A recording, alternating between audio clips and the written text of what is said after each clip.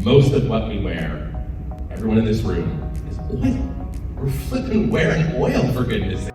This pair of jeans takes 1,800 gallons of water to produce. How do we retrain the way of thinking so that it matters to people? So let's start by defining sustainability first. It was the idea of one of our panel speakers, Amanda, and rightly so, because it can feel like sustainability is a word that is often used, but not always understood, or certainly not understood in the same way by everybody. So to help me define sustainability, I enrolled the help of one of LinkedIn top green voices, my friend Wojtek Wozecki, whose work is also dedicated to the circular economy. And I asked him, how would you define sustainability if you had to give a short answer? And this was his reply: sustainability for me is about leaving the planet in a better shape than we inherited it. I love this answer because it was simple, and usually I find people tend to want to overcomplicate the meaning of sustainability. And really it doesn't have to be that complicated. It's more about common sense, and it's more about how we can take action rather than being paralyzed or blocked by the meaning of the word or the perception of it being overused. Now, what I didn't anticipate when I asked Wojtek for his definition of sustainability is that a lot of people started to chime in and volunteer their own definition, and it all happened on LinkedIn. And you can see some of them here. It made me laugh because this is when I realized sustainability does mean many things to many people, and the answers, as you can see, are all valid. So if we do a good job today with the panel, hopefully you will have your own definition of sustainability by the end of it. And I am 100% sure that all your answers will be valid, because at the end of the day, it is about leaving the planet in a better shape than we inherited it. And usually I find the answers from people are all a version of this in one form or another. So let's go back to fashion, and why we are looking more particularly at fashion today in the context of sustainability.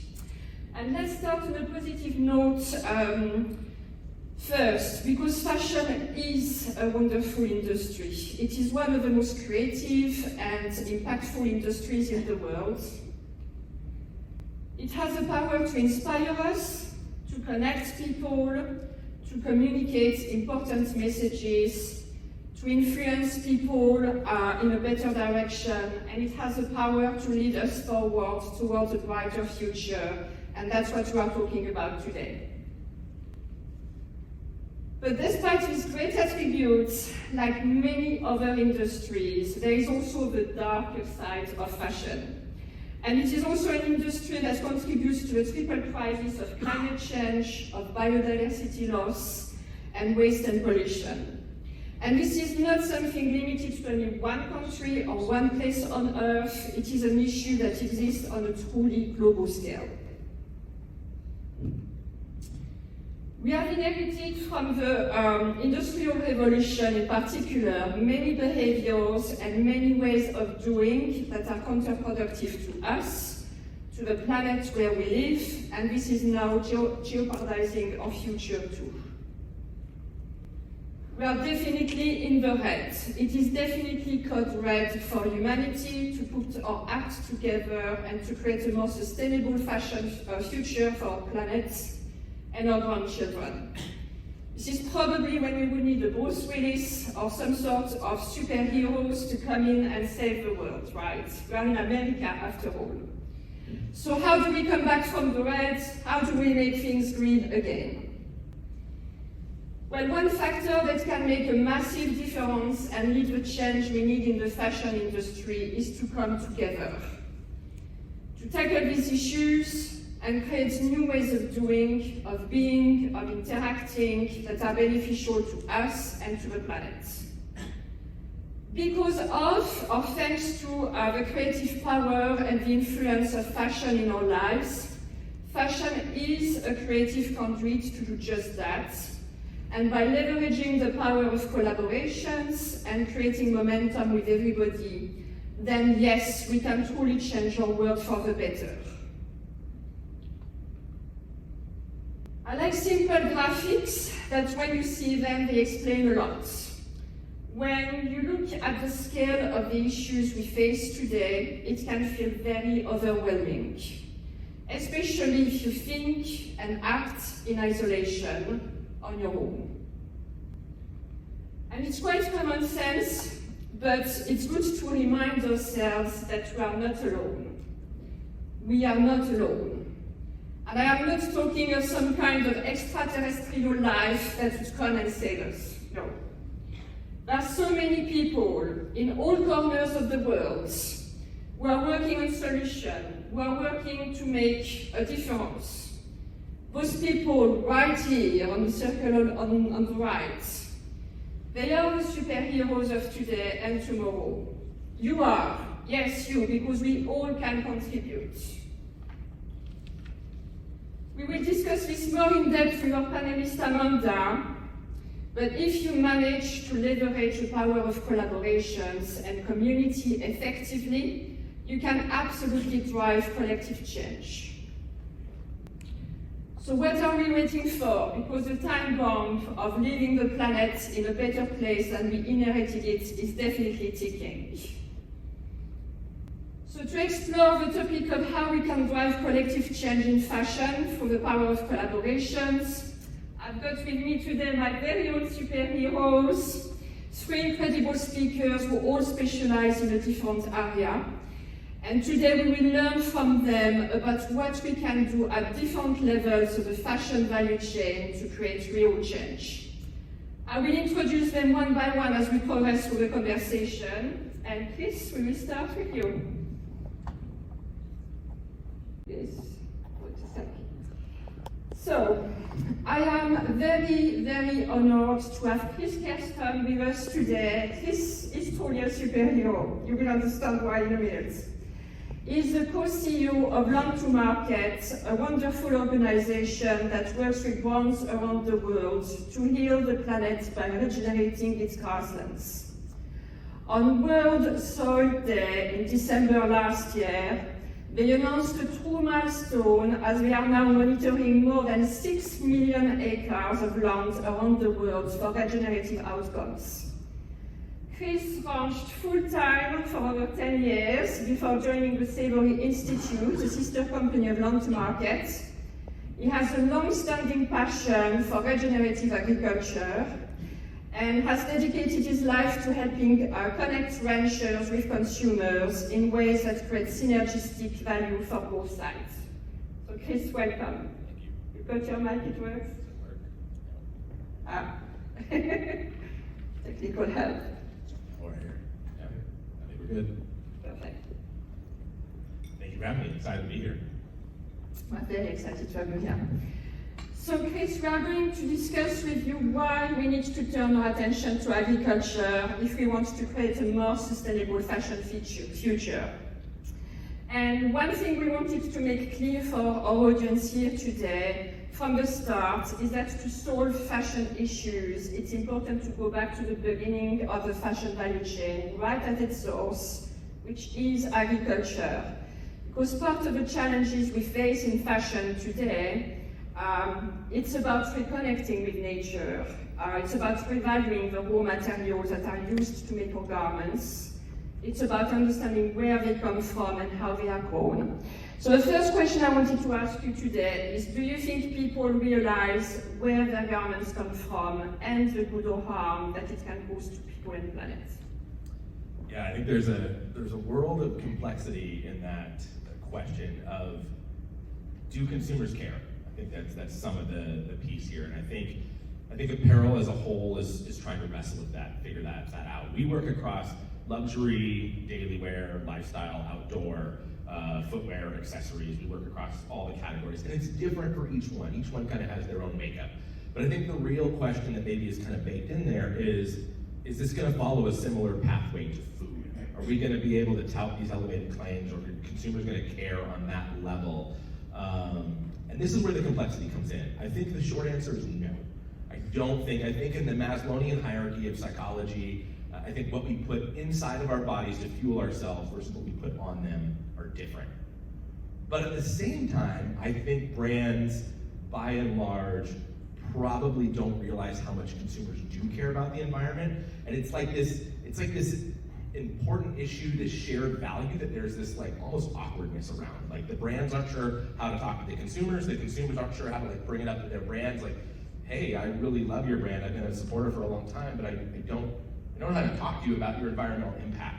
The big fear in the industry in apparel is that if we launch something that's environmentally better, what does that mean for the rest of our line? What does that mean for our history and our legacy? And I think in any sort of paradigm shift or change, it takes tip of the spear leaders as something in that ecosystem, as the species in that ecosystem that really are willing to say, we're going to be first over the hill, we're going to take all the arrows, we're going to be first to market on this, but we are going to build that brand loyalty. And so we're seeing that happen. We're seeing that happen in apparel right now, that brands are starting to talk to their consumers about it. It's early, it's nascent, but it is happening. So I don't think it's gonna follow the same playbook as food, but I do think that consumers deeply care about this. I think it's often a market share play more than a premium one. And I think that we do see consumers shifting away and towards brands based on environmental output. But I don't think it's gonna be the same. We're gonna see products NASCAR with seals and things all over them, like we do in food. I think it's gonna have a little bit different and more refined play. Yeah, that's great to have your perspective on this. So second question, you know that there is a lot of awareness nowadays around plastic pollution, and people understand the need to tackle it. I think it's widely, people are aware. But many people are unaware that they are wearing plastic on a daily basis.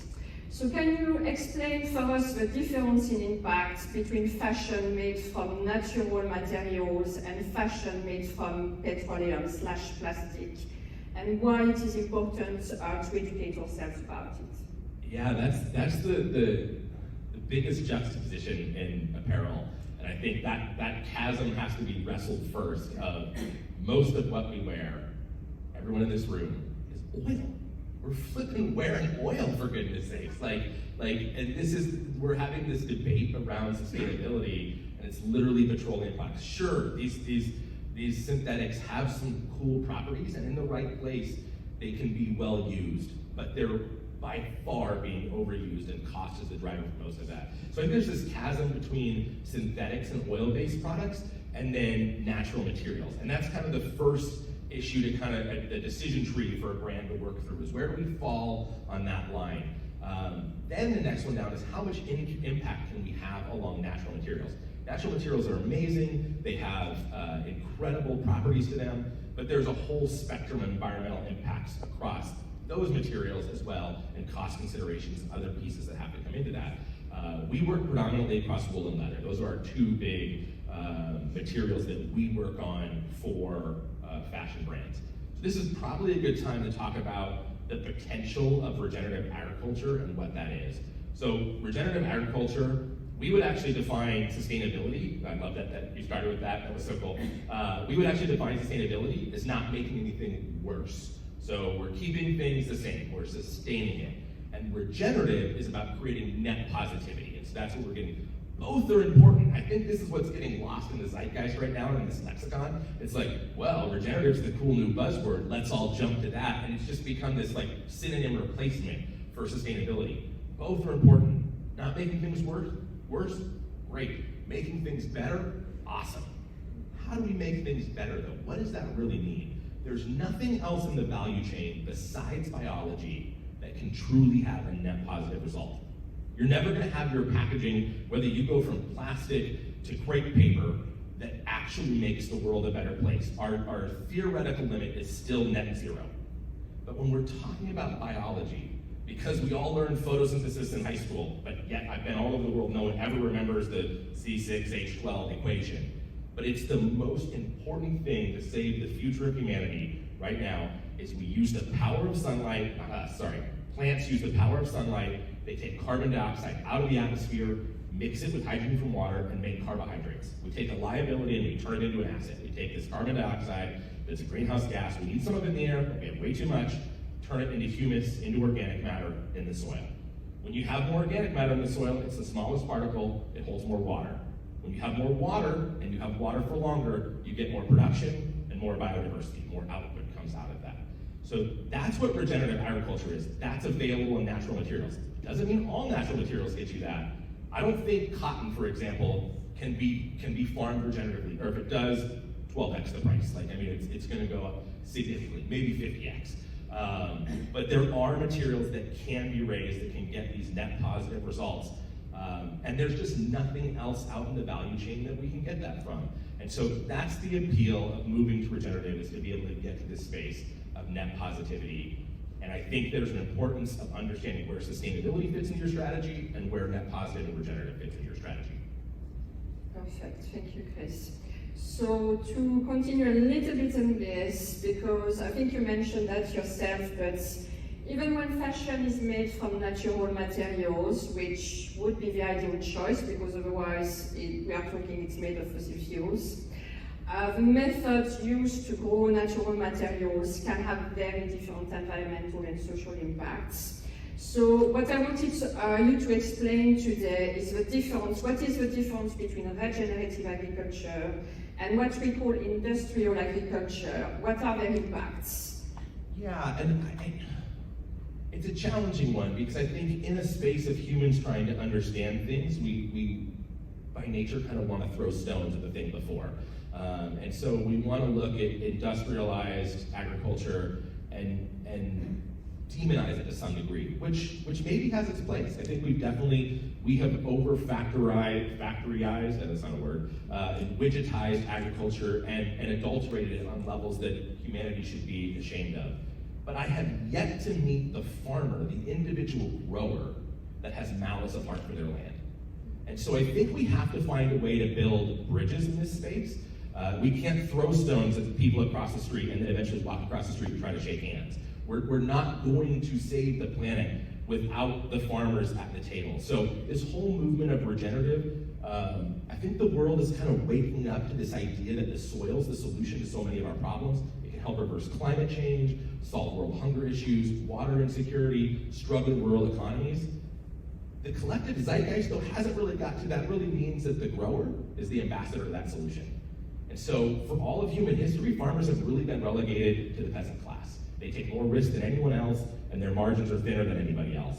And so this is the category of people that we need to build bridges with and connect with. And so there is an intensive industrialized agriculture. I think the role of apparel to be able to help transition that and create positive collaborations in that space is unparalleled really with any other industry. I think there's things that can be learned from food, but I think apparel can do some really, really exciting things in that space.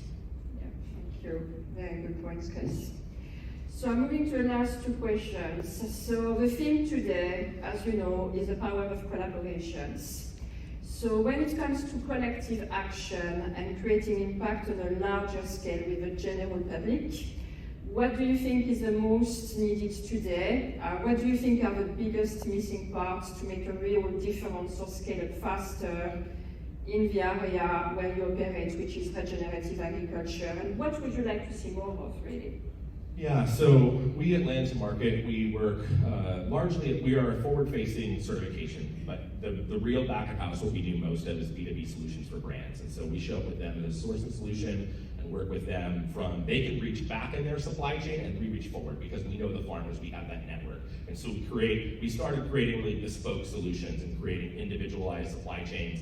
And then as we started to build those relationships and really focus on the middle of the chain, we were able to replicate that and build that out further. So that's predominantly what we do and how we operate. I think the supply chain is the most critical piece. For 10 years, I heard from growers, there's no one out there to buy my materials with the values I have baked into it. And for 10 years, I heard from brands across the whole spectrum of industry of food and apparel saying, there's no material out there with the values that I want. And it was the same values, and they were getting lost in the supply chain. They were getting lost in commodities and oligarchy structures.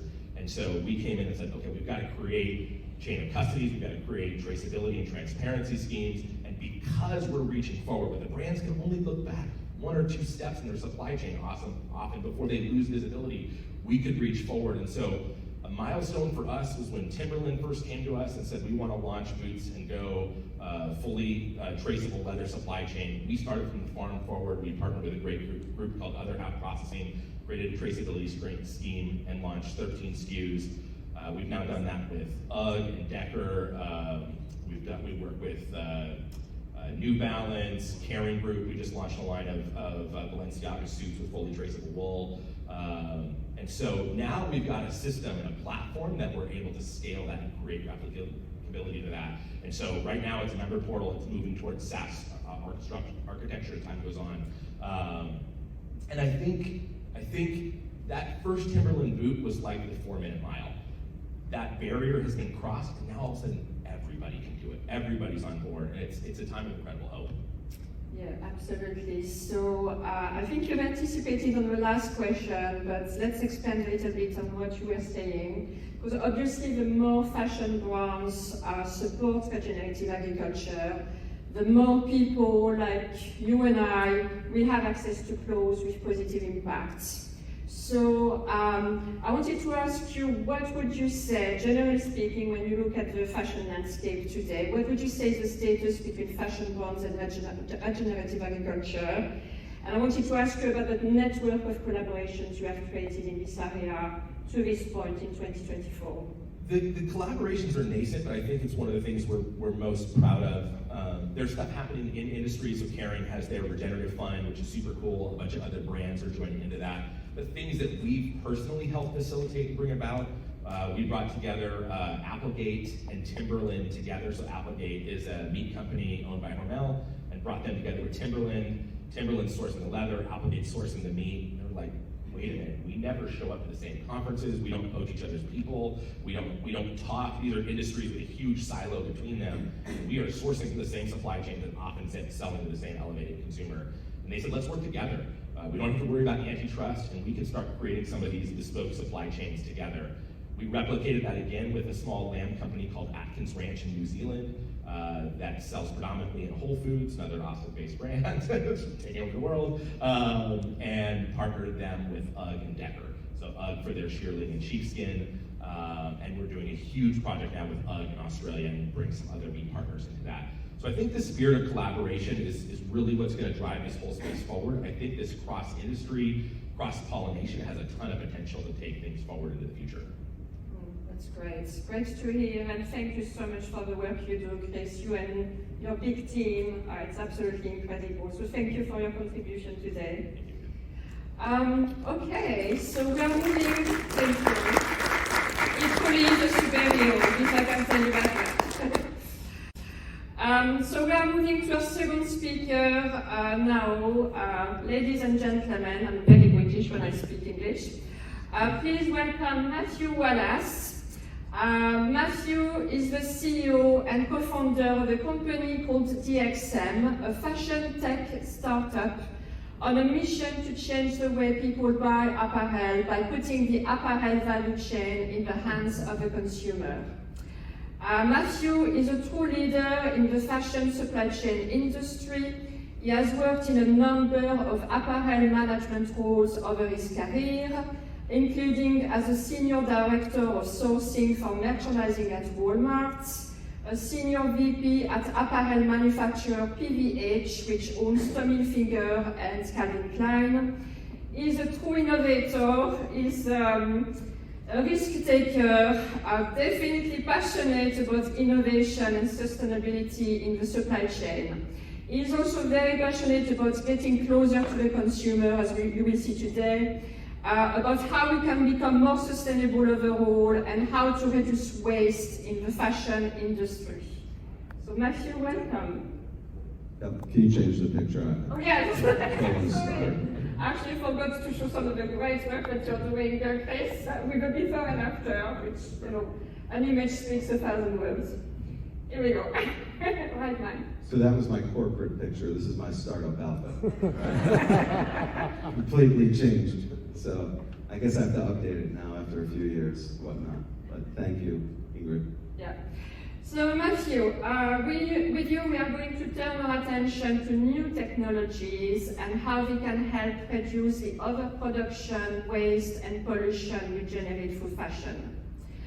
As it happens, we have quite a similar background as you transition from the corporate world to the startup world to start Project DXM, with the ambition to do things differently in the fashion industry. So I wanted to start with you, if you could give us some background about what motivated you to make this transition. Yeah, I spent about 25 years in corporate. Ingrid mentioned Walmart, by the way, who recently bought cattle. Walmart now owns cattle, their own cattle, and they're actually using that for food. They're then using the hides for leather, right? So referencing back to some of what Chris said, last year they did it. So you do see some of these companies starting to understand, right, that they actually have to control and own some of it or collaborate to figure that out. But as far as moving from the corporate world into the startup world, I would say, look, I wanted to try and leave a footprint to actually have an effect and make a change on an industry that my family's been in since 1956. So I'm third generation. There's fourth generation that's in it, actually also one of my children. And I just had not seen a lot of change. I wasn't around in 56, but I was around in the 70s, right? And even the late 60s. It just has not evolved enough. It's evolved. It just has not moved forward like the electronic space, the aerospace industry, the auto industry. It just hasn't evolved. And I really wanted to try and help just get something moving, a flywheel moving on having an effect of it. And I was hoping that some of my background and my previous experience, collaborations, connections, could get enough people around, rallying around trying to start to do things a little differently. Thank you. Yeah, and we need more people like you, by the way. My wife was not thrilled with that. So Matthew, you have created a new tech ecosystem called Project DXM. That's an intriguing name. But this system has the power to disrupt and make a real difference in the fashion world. So please, can you explain what is Project DXM about overall? What are you aiming to do with it? And also I wanted to ask you perhaps for the people who are looking to create new sustainable ventures like you did, can you tell us how you started the project? Because I think there is a nice collaboration story that underpins it too.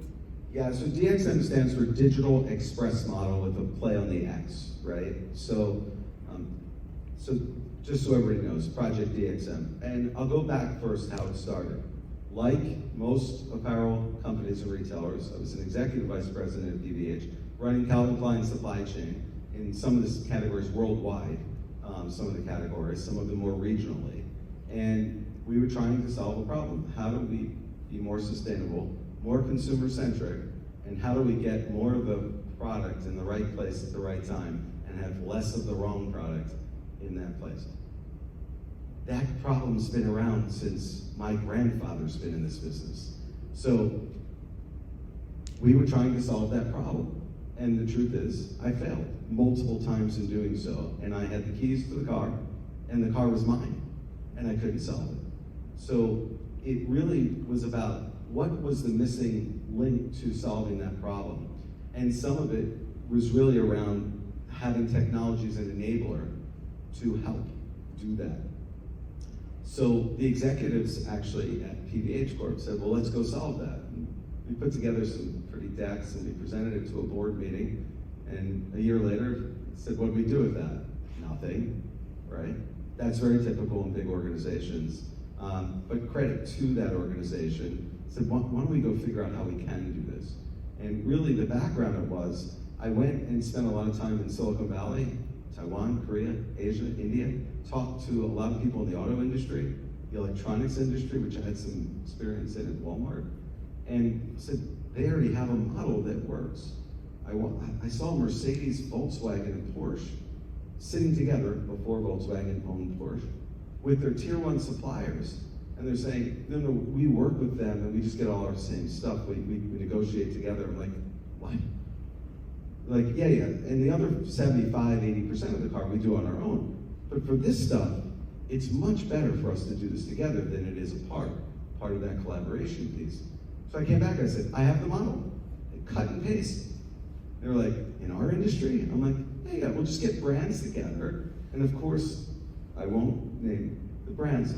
Yeah, but not those two brands. We're not going to collaborate with them, right? I'm like, no, we can do anybody. Like, yeah, but just not those two brands. And I'm like, why? Because they're our two biggest competitors? And they're like, yeah.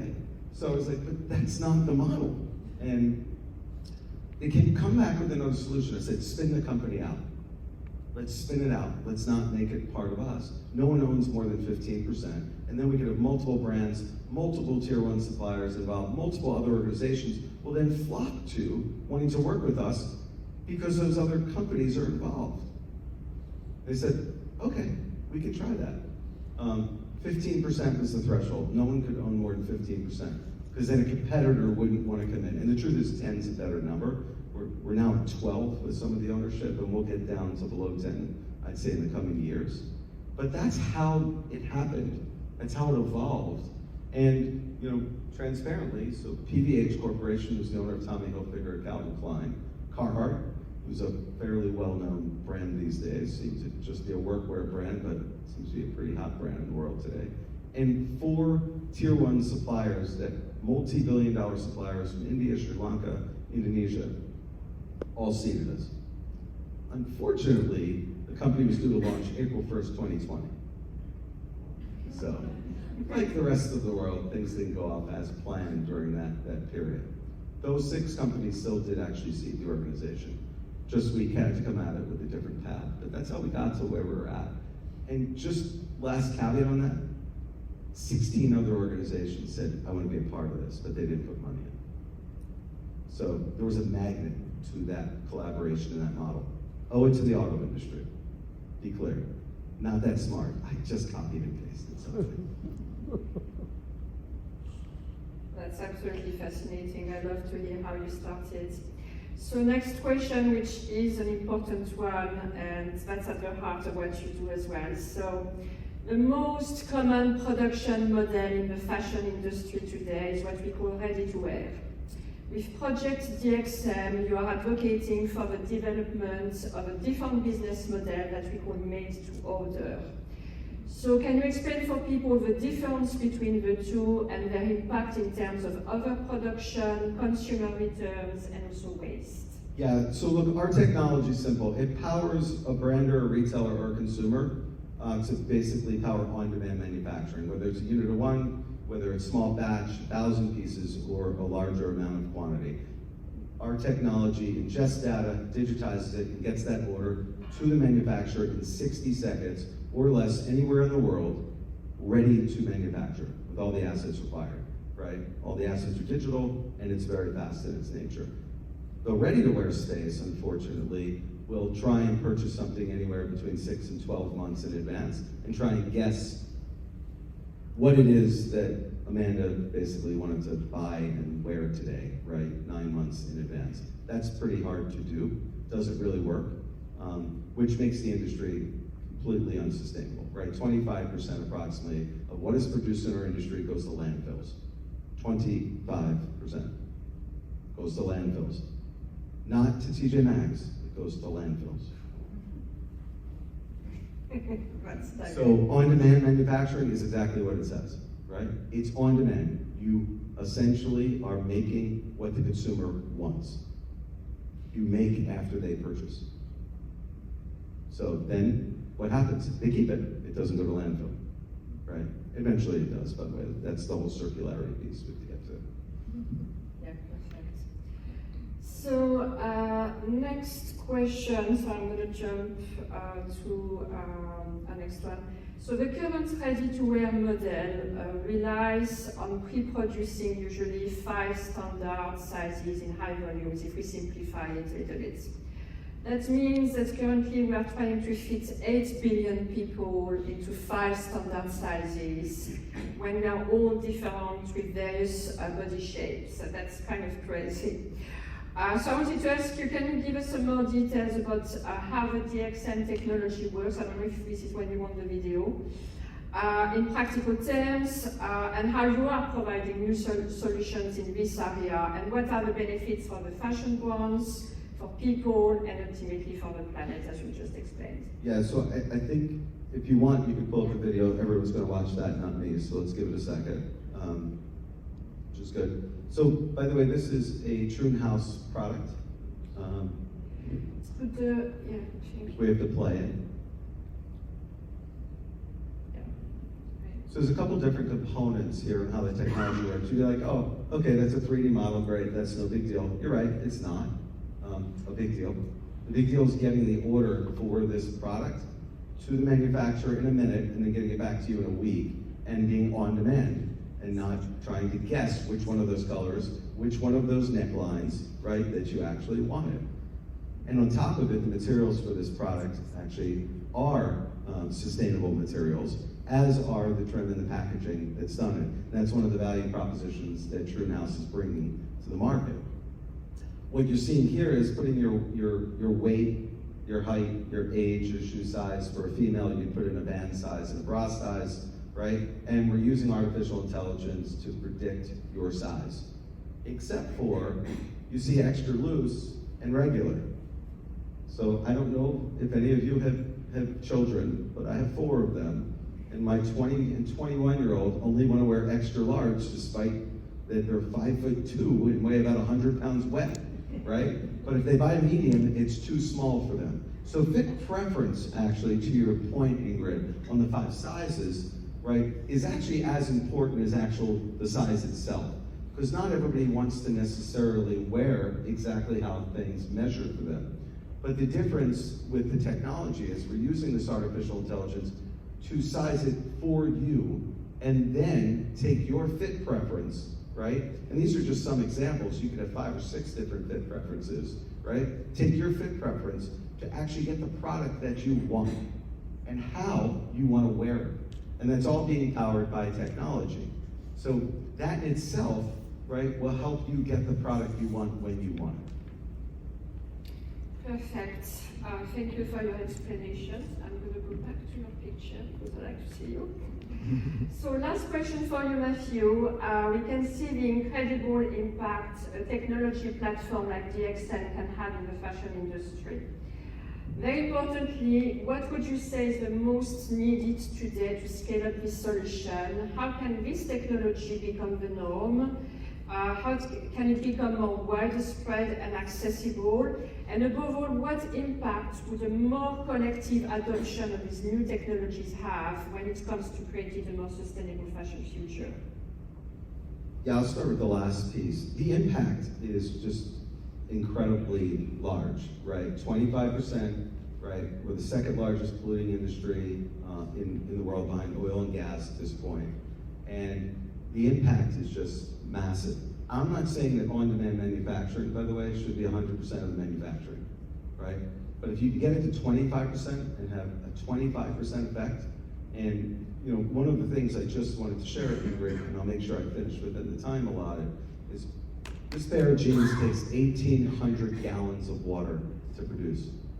That's 24 days of water for the average person that they use and consume in Africa. 5.5 days for us in the US. One pair, we make $6.1 billion a year, and 25% of that goes to a landfill. I'm sorry, I couldn't do the math, because when you multiply 1,800 times 6 billion and then try and do it, it doesn't even fit into the square in the Excel sheet, so I just didn't even bother to try and share those numbers with you. That's how big the impact is. How do you scale it? Collaboration. Can't do it alone. So I worked for Walmart, and this is a quote from Walmart, and they said they need to do more stuff locally, they need to do stuff more sustainable. We can't do it alone. If they can't do it alone, not gonna happen, right? Heard the same thing from their big competitor, who's that online company too, right? It's collaboration is the way it needs to be done alone. Mindsets have to change. right? You have to get the buy-in from the C-suite. You have to have leadership courage. Unfortunately, it's been difficult to get that because when you're a public company, profit, growth, rule, not necessarily what to do. This could be a balance between profit and growth, by the way. You just have to get it started and then figure out where the balance is percentage that makes this model work for the industry. And eventually, once technology gets there, I think a lot more of it will be done like this. Thanks, Ingrid. Yeah, absolutely. Thank you so much, Matthew. Very important messages today. So we are moving to our last, but certainly not least speaker, Amanda Rossel. I need to bring a picture, otherwise I don't know it. So, an introduction to Amanda to start with. Amanda is widely respected as a leader in marketing, an entrepreneur, and an accomplished scholar. By the age of 32, she built and sold 2 businesses, an online fitness subscription community for women, and a digital marketing and production company working with some of the biggest names in fitness. She channeled her deep experience, strong industry reputation, and dissatisfaction with the status quo into developing the world's first fully accredited MBA and EMBA influencer marketing programs at Kellogg's School of Management at Northwestern, and later she became the founding director of the Global Center for Influence at the University of Texas. Her international experience is vast, something I love about her. She has taught at some of the top schools in the world, including Bocconi University in Milan, London Business School, Harvard, Wharton School of Business, HEC in Paris, New York University, and the University of Stockholm Business School. A book that you can see on the screen, The Influencer Code, covers influence, consumer behavior, and the future of marketing. Amanda, she has many hats, also advises some of the biggest companies in the world, including Lamborghini, Cedars Sinai, or Lionsgate. Amanda, welcome. Here, I need to check your mic.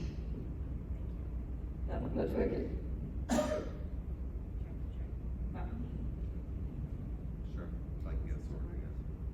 Hello?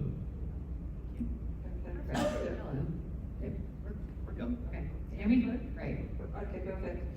So, Amanda, together we are now going to talk about how we can leverage the power of influence and partnerships to drive a social and environmental agenda forward in fashion. When it comes to the power of collaborations to create a more sustainable fashion future, we have seen the role we can play to support regenerative agriculture with Chris. We've looked at the impact we can create when we produce and consume fashion with Matthew.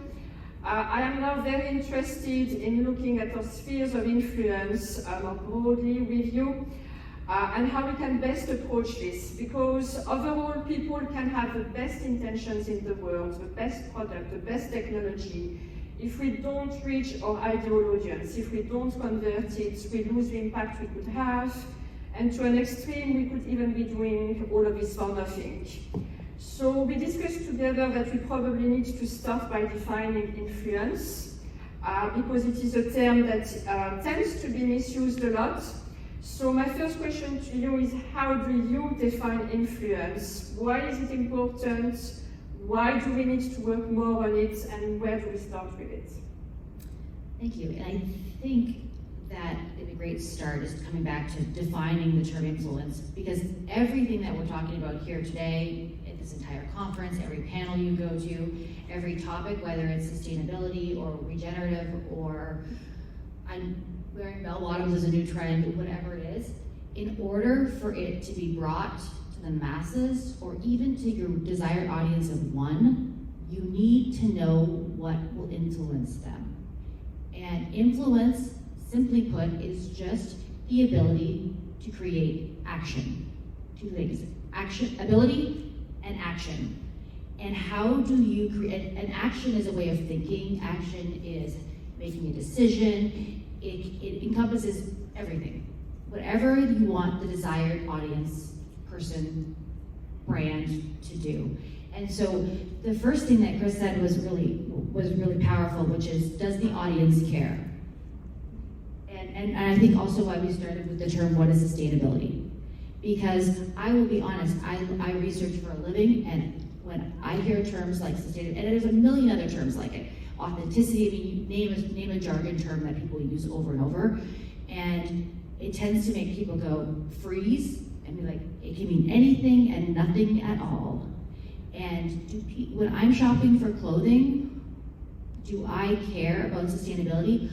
Everybody wants to say yes, but then you really have no idea what that means. I'm not in sustainable industry in terms of expertise. So I'm like, they're saying they're sustainable. I have no idea. Does it mean I'm wearing a plastic water bottle as a shirt? I have no idea.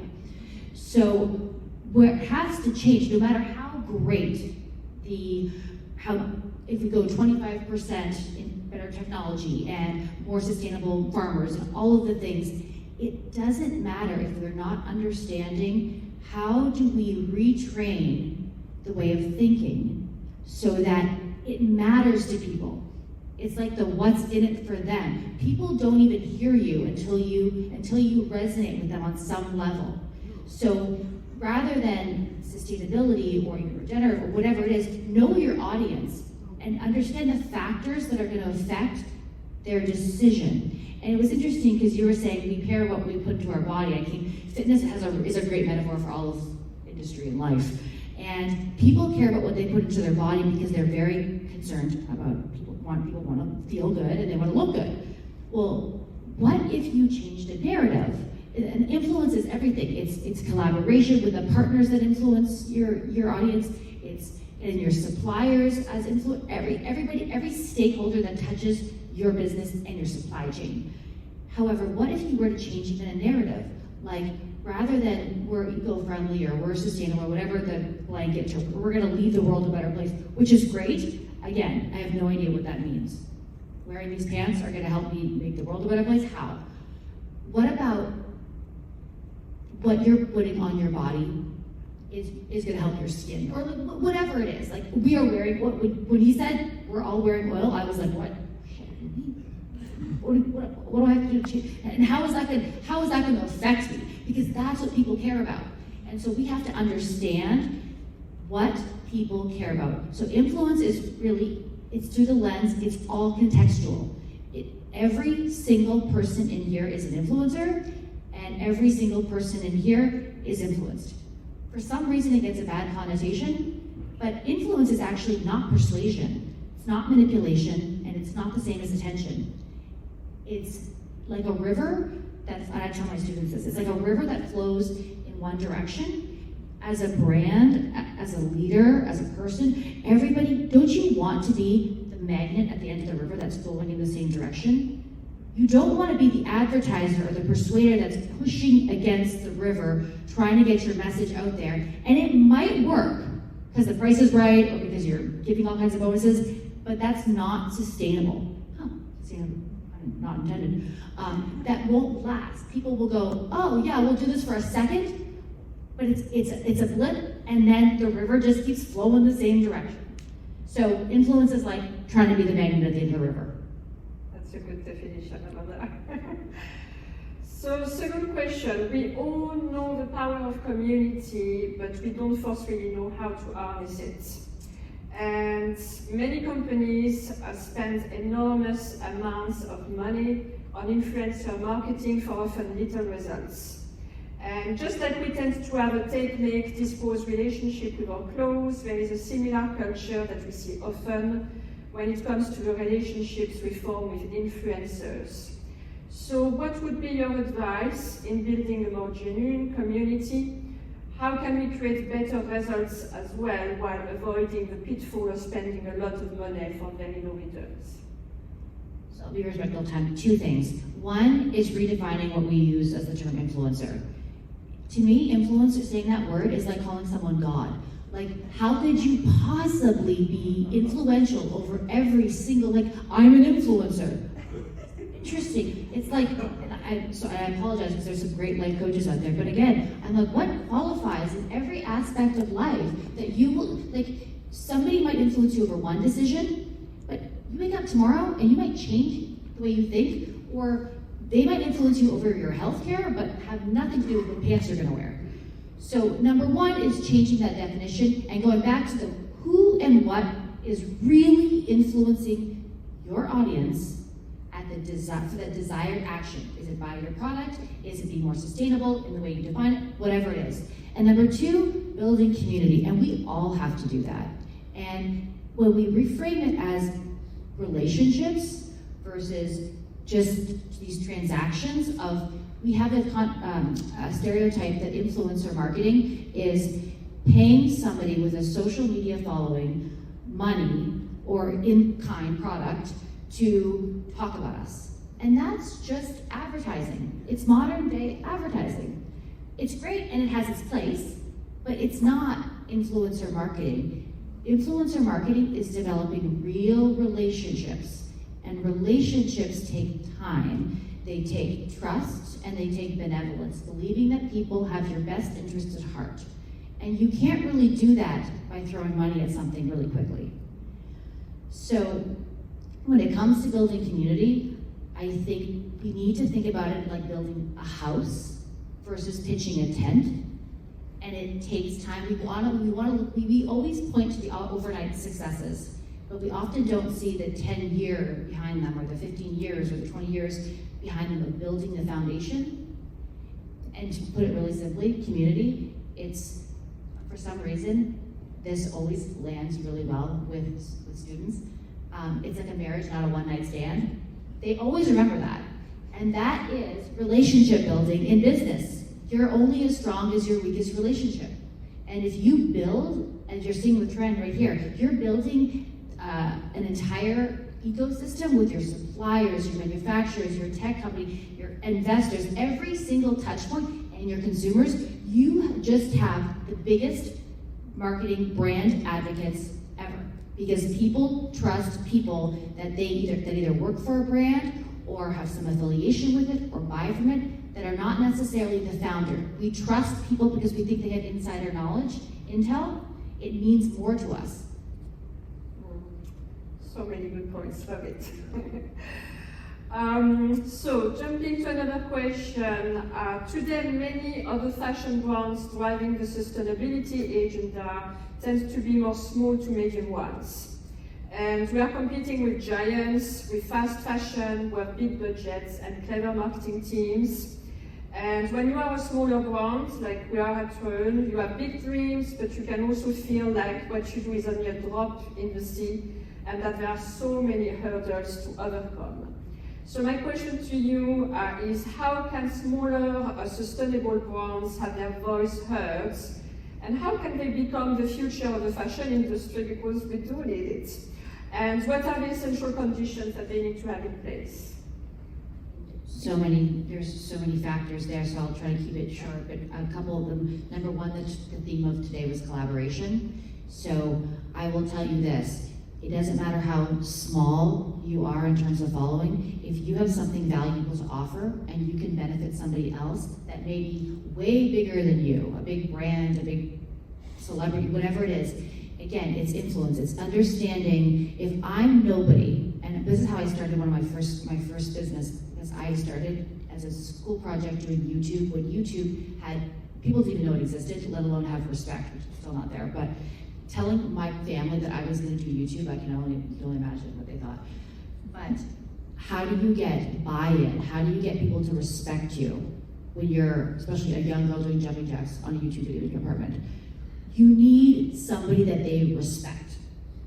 And so for me, it was always about trying to align with someone that they already had respect for.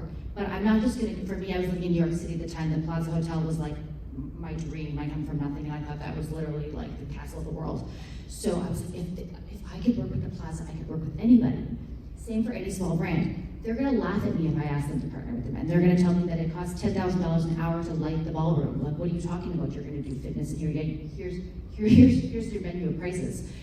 But if you could figure out what's in it for them, and at the time they had just done a renovation, whatever it is, I can go on and on with stories. Everybody has their thing. If you can genuinely offer, find out what it is that motivates them, and genuinely create a win-win, you're going to be able to create those partnerships, and they have to be genuine. If you offer value and you don't perform, no one will ever work with you again. And it's not gonna be for everybody, but there's always a way, and I think that one of the things that I think has been, when you look back at your life and you see tiny red threads, is not, I've never been very smart, but I've always been able to see, maybe it is that ignorance, seeing opportunity where thinking, no, they're never out of your league. You never realize no one's out of your league, no brand is too big, no whatever. If you can resonate with them on a human level and be of value, so collaboration. And then number two, everybody starts somewhere. So everybody starts, for lack of a better term in social media marketing, with one follower. That becomes 2 followers. So we always look from here to there. You've gotta start somewhere. Yeah, absolutely.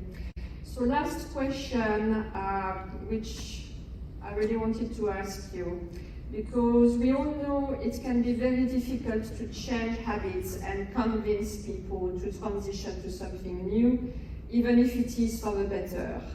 And if we look at fashion, we have inherited many what I could call unhealthy habits that have real social and environmental consequences, like overproduction, waste, pollution. We discussed this with Matthew.